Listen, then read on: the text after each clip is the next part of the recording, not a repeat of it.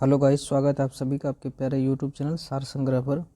आज मैं आप सभी को डे नंबर 3 यानी कि तीसरे डे लेकर के आया हूँ रासायनिक अभिक्रिया एवं समीकरण के। जैसा कि आप सभी जानते हैं कि इस क्लास में सीरीज चल रहा है मोस्ट वीविया ऑब्जेक्टिव का क्वेश्चन मैं आप सभी को करवा रहा हूँ। तो आज ये डे नंबर 3 है, जिसमें कि मैंने आप सभी को पता है कि इस स्लाइड में मैं आप सभी को 60 क्वेश्चन दिया हूँ, जिसमें कि आप सभी को 40 क्वेश्चन कवर हो चुके हैं। रेस्ट जो 20 क्वेश्चन रह रहे हैं वो मैं आज के वीडियो में कवर करवा दूंगा। तो आप अपने दोस्तों में शेयर कर दिए जो है बोर्ड परीक्षा 2024 यानी कि अभी 1 मंथ के आसपास बच रहे हैं, तो उनके लिए ये रामबाण साबित होने वाले हैं। तो ये एक बार उन्हें फॉरवर्ड कर दीजिए ताकि उन्हें भी एग्जामिनेशन में हेल्प मिल पाए। आज मैं लास्ट करने वाला हूँ इस रासायनिक अभिक्रिया समीकरण के।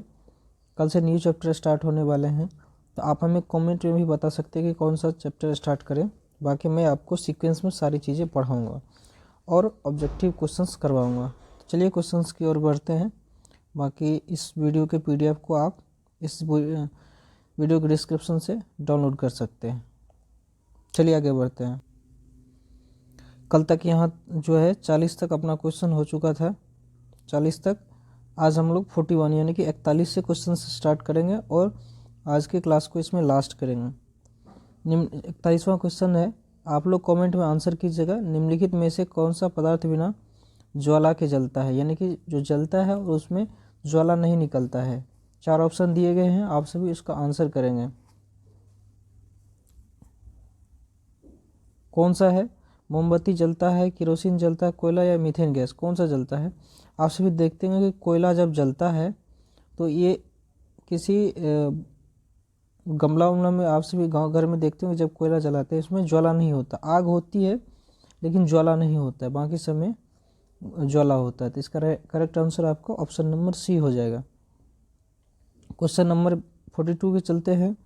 अम्ल और क्षार के बीच अभिक्रिया होने पर लवण एवं जल बनते हैं, यह अभिक्रिया क्या कहलाते हैं? एसिड प्लस बेस मिल करके अम्ल और क्षार अभिक्रिया करके लवण साल्ट और वाटर बनाते हैं। तो ये कौन सी अभिक्रिया कहलाते हैं? संयोजन, अपघटन, उदासीनीकरण, अवक्षेपण? जल्दी बताइए। इसका राइट आंसर हो जाएगा ऑप्शन नंबर सी। अम्ल और क्षार अभिक्रिया करके जब लवण एवं जल बनाते हैं तो उसे हम उदासीनीकरण अभिक्रिया कहते हैं। ये मोस्ट वीवीआई ऑब्जेक्टिव प्रश्न है जो कि कई बार आपके प्रीवियस बोर्ड एग्जामिनेशन यानी कि पिछले साल जो हुए हैं कई बार उनमें पूछा जा चुका है, तो इन्हें भी आप सभी याद कर लेंगे। चलिए क्वेश्चन नंबर 43 की ओर बढ़ते हैं।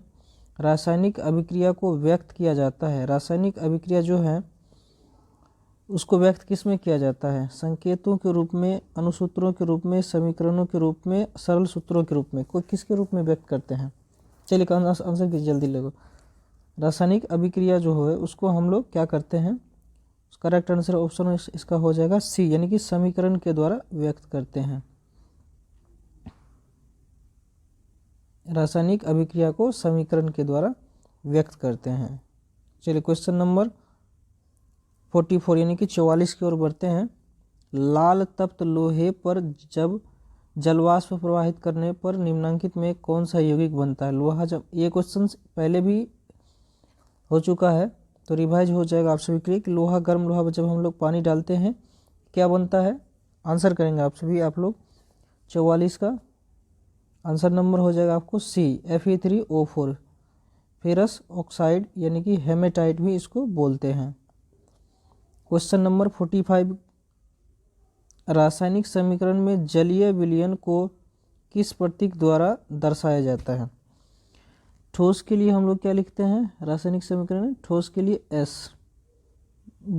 द्रव के लिए G या AQ भी लिखते हैं, और गैस के लिए G लिखते हैं। तो जलीय द्रव बोल रहा है ना, तो जलीय द्रव के लिए L या AQ। इसका करेक्ट आंसर हो जाएगा आपको ऑप्शन नंबर सी।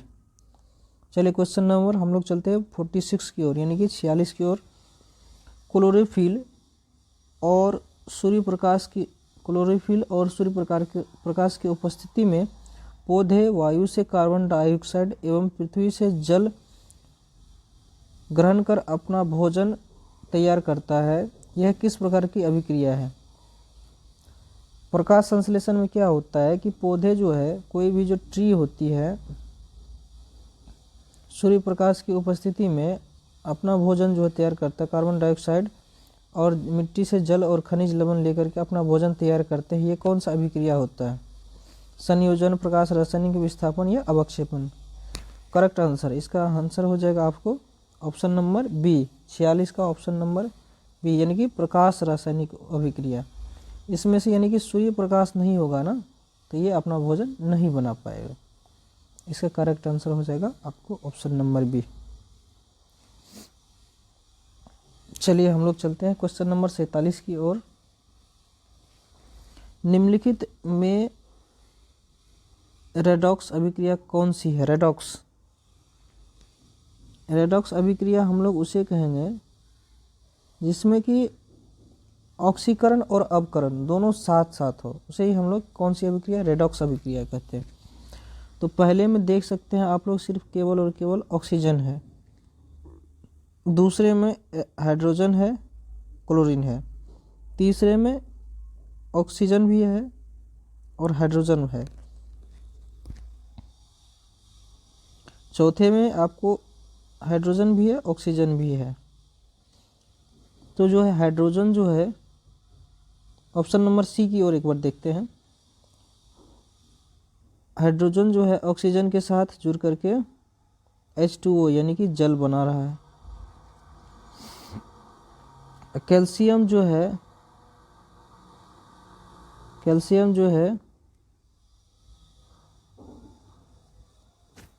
इसमें हाइड्रोजन क्लोराइड से अलग होकर कैल्शियम क्लोराइड बना रहा है। लेकिन इसका करेक्ट आंसर जो हो जाएगा आपको हो जाएगा option number B, H2 + Cl2।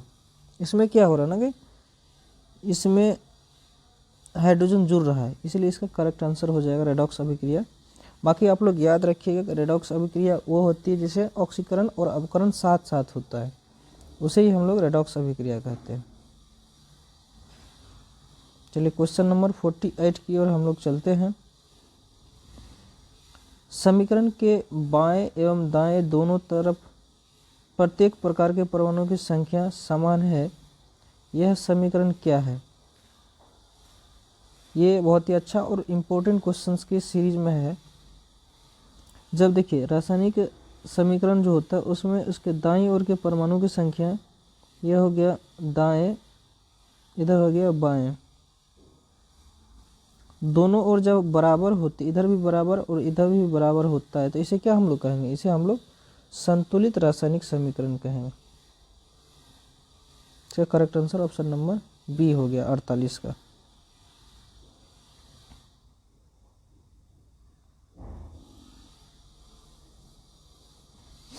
Question number हम लोग 49 की ओर चलते हैं। निम्नलिखित में से कौन सी ऑक्सीकारक है? ऑक्सीकारक जो है, जो ऑक्सीकरण अभिक्रिया करता है वही ऑक्सीकारक हो जाएगा।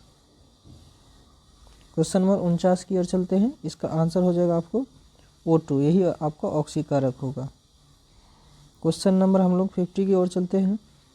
काली चूना पर जब जल डाला जाता है तब अभिक्रिया होती है। आप सभी जानते हैं काली चूना ना, पहले घर में चूना की पुताई करने के लिए चूने की पैकेट आती थी, यानी कि बोरी आती थी, और उसमें छोटा छोटा गोला गोला सा था चूना का। जब उसमें डालते थे हम लोग, उसमें क्या होता था, एक उष्मा गर्मी सा महसूस होता था। इसका करेक्ट आंसर हो जाएगा 50 का आपको ऑप्शन नंबर ए, यानी कि उष्माक्षेपी अभिक्रिया का होती है। जब मैग्नीशियम फीता को जलाया जाता है तो उत्पन्न आग की लौ होती है। जब मैग्नीशियम के फीता को हम लोग जलाते हैं तो उससे जो लौ उत्पन्न होता है उसका रंग कैसा होता है? पीली होता है, नीला होता है, चमकीला उजला होता है या फिर लाल होता है? करेक्ट आंसर आप लोग कीजिएगा आप सभी।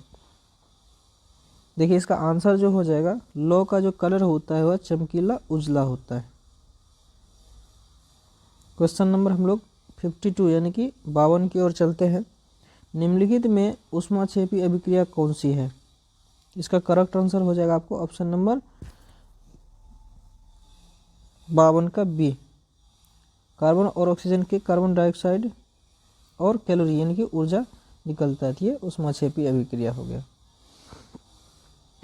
क्वेश्चन नंबर 53 है, निम्नलिखित में से कौन सा युगल एकल विस्थापन अभिक्रिया प्रदर्शित करता है? एकल विस्थापन, single displacement, single displacement, single displacement reaction कौन सी अभिक्रिया प्रदर्शित करता है? कौन सा करता है? NaCl MgCl2 FeSO4 AgNO3 कौन सा करता है? जल्दी बताइए आप सभी। क्वेश्चन नंबर 53 का आंसर हो जाएगा आप सभी को, आंसर नंबर हो जाएगा आपको डी, एकल विस्थापन AgNO3 अभिक्रिया विलयन एवं कॉपर धातु करता है। क्वेश्चन नंबर 54 है, अभिक्रिया Fe2O3 Al2O3 किस प्रकार की अभिक्रिया है? ये क्या हो रहा है यहाँ पे कि एल्युमिनियम जो है लोहा से को विस्थापित करके एल्युमिनियम का ऑक्साइड और लोहा अलग हो जा रहा है। ये क्या हो जाएगा इसका करेक्ट आंसर? क्वेश्चन नंबर 54 का ऑप्शन नंबर सी हो जाएगा, यानी कि विस्थापन, एक दूसरे को विस्थापित कर रहे हैं। क्वेश्चन नंबर 55 है, Na2SO4 एक्वस यानी कि ये जल है, सल्फ्यूरिक अम्ल, बेरियम क्लोराइड, बेरियम सल्फेट और सोडियम क्लोराइड बना रहा है। यह क्या है, एक कौन सी अभिक्रिया है? क्वेश्चन नंबर 55 का आंसर करेंगे आप सभी। इसमें दो पदार्थ ना ये हो रहा है ना।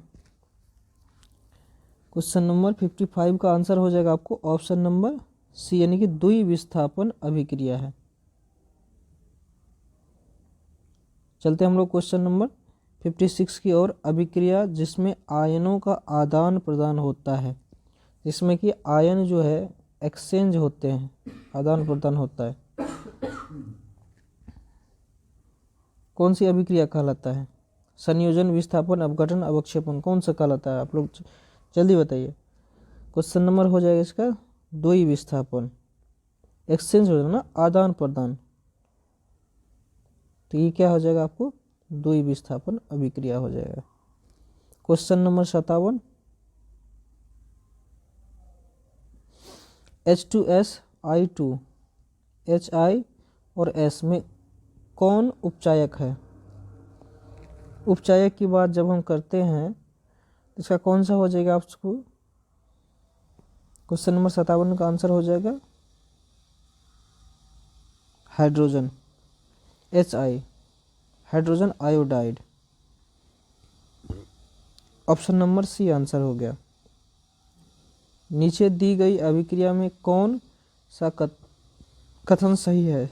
Cu+O2 CuO, कॉपर का ऑक्सीकरण हो रहा है, कॉपर का अवकरण है, कॉपर का नाइट्रेशन हो रहा है। ए और बी दोनों, कौन सा आंसर हो जाएगा आप सभी को? 58 नंबर इसका हो जाएगा, कॉपर का ऑक्सीकरण हो रहा है, क्योंकि कॉपर के साथ ऑक्सीजन क्या हो रहा है? जुड़ रहा है। सेकेंड लास्ट क्वेश्चन 59वां नंबर, निम्नलिखित में से कौन सा अवकारक गुण प्रदर्शित करता है? अवकारक की गुण की जब हम बात करते हैं तो अवकारक का गुण कौन सा प्रदर्शित करता है? Option number H2S।